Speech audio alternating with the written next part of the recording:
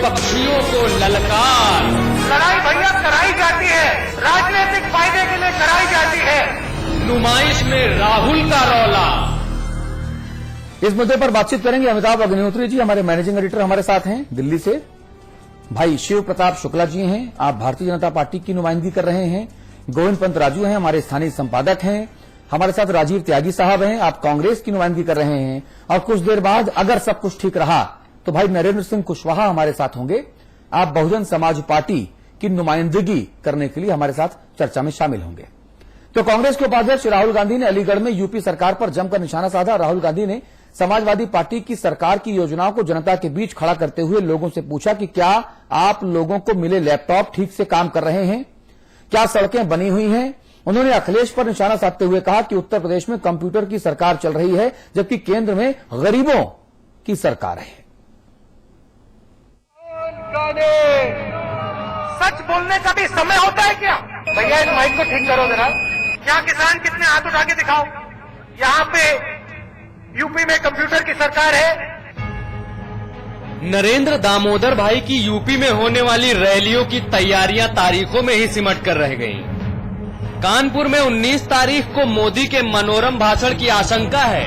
उससे 10 दिन पहले ही राहुल ने कहा रुको, पहले हम बोलेंगे, कोई बोले ना बोले, हमारी बला से। पर यूपी पीछे जा रहा है।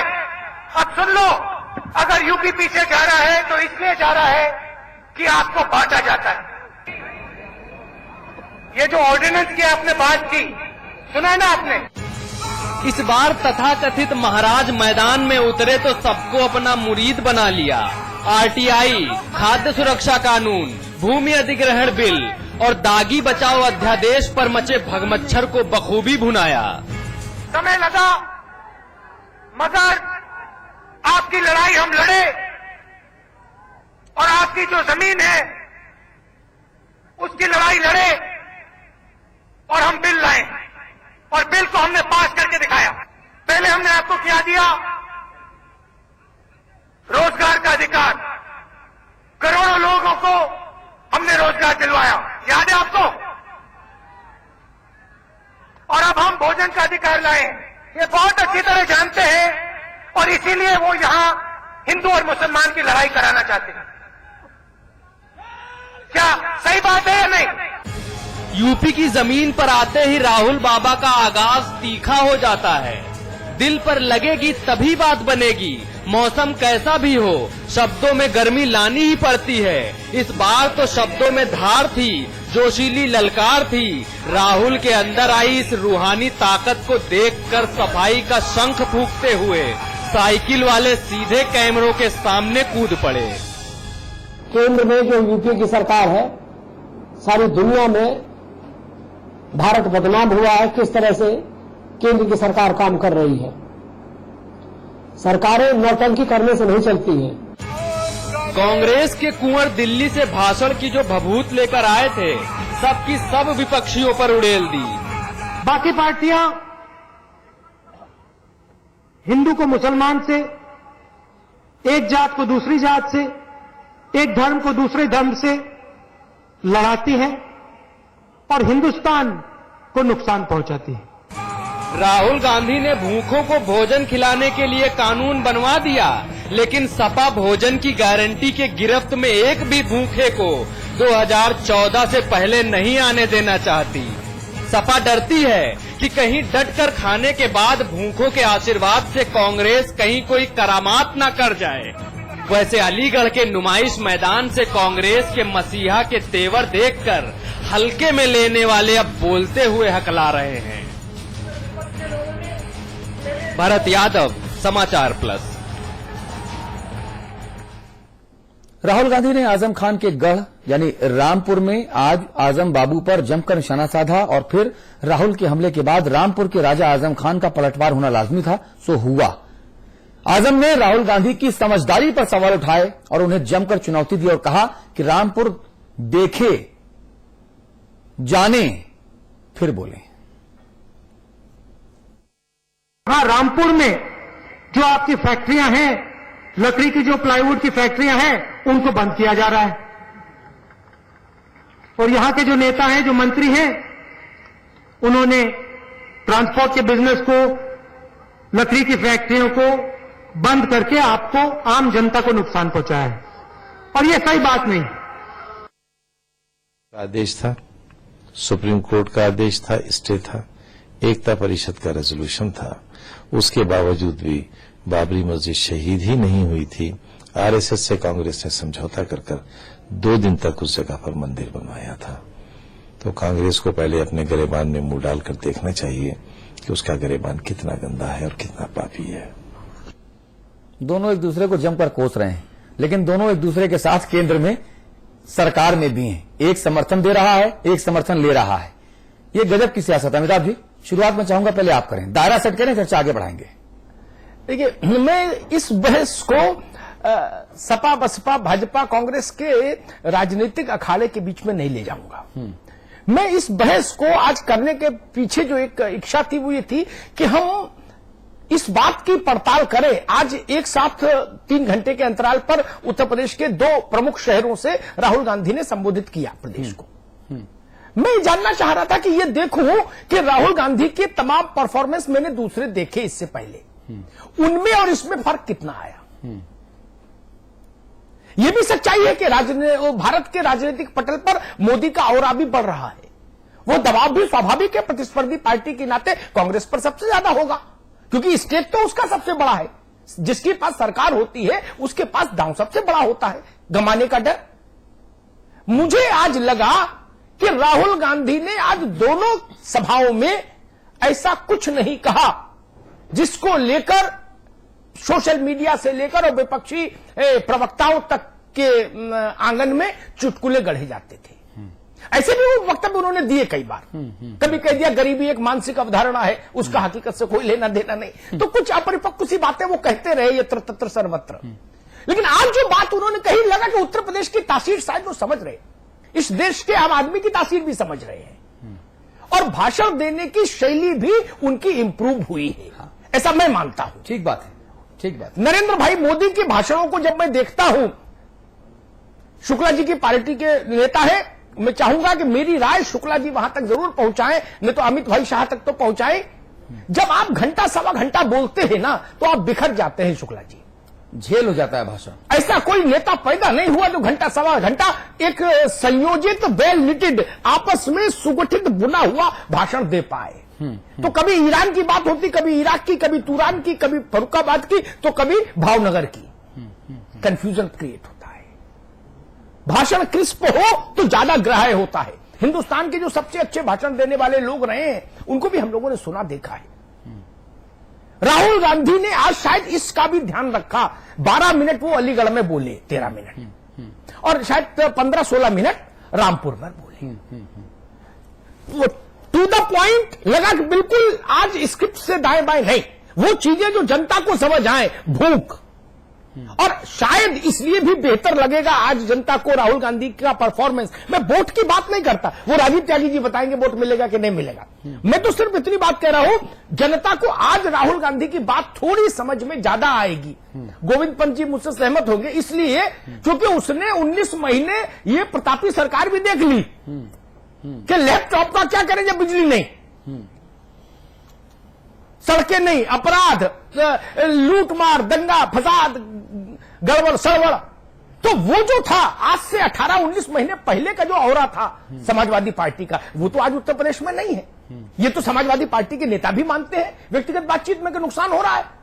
आज राहुल जब बोले हैं तो शायद जनता को बात उनकी ज्यादा अपील करेगी। जब वो पूछते हैं सड़क मिली, जान हिफाजत में है, कंप्यूटर चलता है, नौकरी मिली, नेता मंत्री मिलने आते हैं, तो जब आप ऐसे सवाल करोगे तो इनका उत्तर तो स्वाभाविक है निगेटिव ही होगा कि भाई नौकरी नहीं मिली, कंप्यूटर नहीं चल रहा, बिजली नहीं है, सड़क नहीं बनी, लूटपाट भी बढ़ रही है।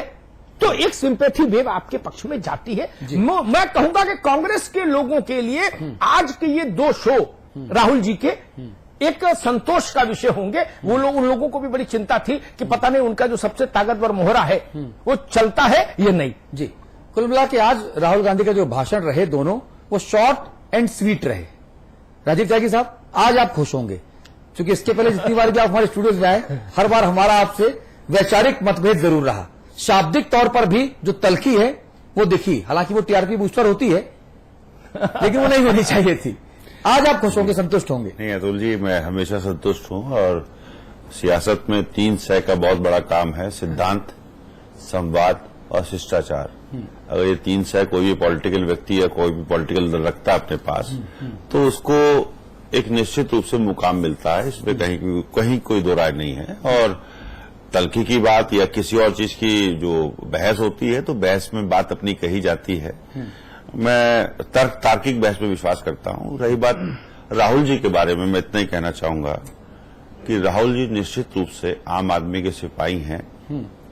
जो उनका ऑरा है वो आम आदमी के दिल में बसता जा रहा है धीरे धीरे, और जो उनकी राजनीति है वो सच्चाई पर आधारित राजनीति है और टू दी पॉइंट राजनीति है, और पॉइंट ब्लैंक बिल्कुल स्पष्ट कह देना बिल्कुल किसी भी चीज को, उसकी राजनीति है, जो कि हिंदुस्तान में अभी इस तरह की राजनीति मतलब 66 साल में आपने नहीं देखी होगी, जो राजनीति राहुल गांधी। आज राहुल गांधी ने एक बड़ी बात कही भाई राजीव त्यागी जी।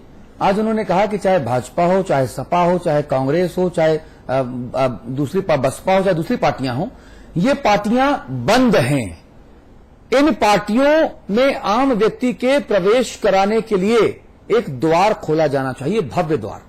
ये बंद है बोली, कांग्रेस के लिए भी बोला उन्होंने। मुझे लगता है कि मनमोहन सिंह जी जब अमेरिका में थे और अध्यादेश को बकवास बताकर फाड़ने वाली जो ट्रिक से जो उनको पॉपुलैरिटी मिली, जो लोकप्रियता मिली, जो युवाओं का समर्थन मिला, उसने उनका कॉन्फिडेंस बढ़ाया। उसमें उन्होंने ये सारी बातें उन्होंने जयपुर में ही बोली थी जब चिंतन शिविर हुआ था। तब लोगों ने पप्पू पीडिया नाम की एक वेबसाइट बना दी थी, उसमें राहुल जी के खिलाफ तमाम तरह की बातें लिखी गई, चुटकुले बनाए गए पप्पूपीडिया.com पर। लेकिन आज राहुल गांधी जी ने जो युवाओं का समर्थन अध्यादेश को फाड़कर फेंक देने वाले बयान के बाद इकट्ठा किया, गेन किया, ये उसी कॉन्फिडेंस की वजह से उन्होंने बोला। लेकिन ये बोलने भर से काम नहीं चलेगा भाई राजीव त्यागी। कांग्रेस को अपनी खामियों को जमीनी तौर पर दूर भी करना होगा। जब राहुल जी कहते हैं कि कांग्रेस जाति, धर्म, मजहब, क्षेत्र की बात नहीं करती, तो मेरे मन में सवाल आता है कि समाचार प्लस राजस्थान हमारा एक सिस्टर कंसर्न है, हमारा एक सहयोगी चैनल है। हमने वहां पर खबर दिखाई कि जब राजस्थान में कांग्रेसियों ने टिकट बांटने के लिए आवेदन पत्र मंगाए, तो उसमें जाति भी पूछी गई, धर्म भी पूछा गया, क्षेत्र भी पूछा गया, उपजाति भी पूछी गई, और यह भी पूछा गया कि उस क्षेत्र के जो मजहबी नेता हैं, धार्मिक नेता, वो आपके साथ हैं या नहीं। तो फिर संशय पैदा होता है कि क्या राहुल गांधी जी की कांग्रेस में खुद राहुल गांधी जी की योजनाओं पर इंप्लीमेंट नहीं हो रहा। राजीव त्यागी जी, सवाल तो है कि नहीं? देखिए, ऐसा है कि राहुल गांधी जी की पिछली मैंने नीतियां समझी हैं और पिछले 7-8 साल से मैंने देखा है चीजों को। हाँ। राहुल गांधी जी ने निश्चित रूप से युवाओं के लिए, मिडिल क्लास के लिए, एक आम व्यक्ति के लिए कांग्रेस के दरवाजे खोलने का काम किया है। और जिस तरह से यूथ कांग्रेस और एनएसयूआई में आज नए नौजवान लड़के आ रहे हैं, पढ़े लिखे लोग बाग आ रहे हैं, बहुत से तो ऐसे लोग बाग भी आए जिन्होंने आईआईटी से अपना पढ़ाई की है या आईएम से पढ़ाई की है, वो लोग बाग आज राहुल जी के साथ जुड़कर। लेकिन उसके बावजूद आप दिल्ली हो या राजस्थान हो या उत्तर प्रदेश में शासन के चुनाव, सारी सीटें आप गंवा रहे हैं, ये भी सोचना पड़ेगा। यही मैं आपसे कह रहा हूं। देखिए, राजनीति एक अनवरत प्रक्रिया है और इस अनवरत प्रक्रिया में एक जीत और एक हार से कोई फर्क नहीं पड़ता, ये चलता रहता है। राजनीति में मैंने कहा ना 3 सै में एक सिद्धांत भी चीज होती है। यही तो भाजपा ही कह रहे हैं कि इस बार वो कांग्रेसियों को हराएंगे केंद्र में, क्योंकि कांग्रेसियों को फर्क नहीं पड़ता। देखिए, भारतीय जनता पार्टी के बारे में तो मैं सिर्फ इतना कह सकता हूं कि भारतीय जनता पार्टी का जो फुल फॉर्म है वो बहुत झूठी पार्टी और बहुत झगड़ालू पार्टी। तो इनका तो झगड़ा कराने का काम है, आपस में लड़ाने का काम है, सिर बढ़ाने का काम है, सिर बढ़ा करके, और वो कहना उसका अपना उल्लू सीधा करते हैं। राजीव भाई, एक बार मैं शिव प्रताप जी से प्रतिक्रिया ले लूं। भाई, ये तो नया नामकरण कर रहे हैं राजीव जी। अभी तक तो मैं भारतीय झंझट पार्टी कहता था, अब इन्होंने बहुत झगड़ालू पार्टी बोल दिया। झगड़ालू मैंने इसलिए भी बोला अतुल जी कि अडवाणी जी का और मोदी जी का जो झगड़ा है वो जग जाहिर है। नहीं, आप क्या जो झगड़ा करता है ना, आप क्या जो झगड़ा करता है उसको गेट के सामने ऐसा करते हैं और एक हिट करते हैं और बोलते चलो बाहर चलो। मोदी जी का सुषमा ना, स्वराज जी का आप क्या जो झगड़ा है। करता है उसकी धोती तक फाड़ दी जाती है। अतुल जी, ये आज देखिए इनका जो कम कम बीजेपी को झगड़ा करने की इजाजत तो है। राजीव त्यागी साहब जी, शुक्ला जी। अतुल जी, आज राजीव त्यागी जी का जो साइलेंट फीचर है, हाँ। वह कुछ बोला है। अच्छा। और उस साइलेंट फीचर से बड़े खुश हुए हैं। हाँ। वास्तविकता यह है कि इसके कुछ दिन पहले साइलेंट फीचर ने एक पेपर को फाड़ा था और फाड़ करके उन्होंने कहा था कि फाड़ करके फेंक देना चाहिए। जब अध्यादेश पार्लियामेंट में आया था तब किसी को कोई जानकारी नहीं थी। माताजी के साथ बैठे थे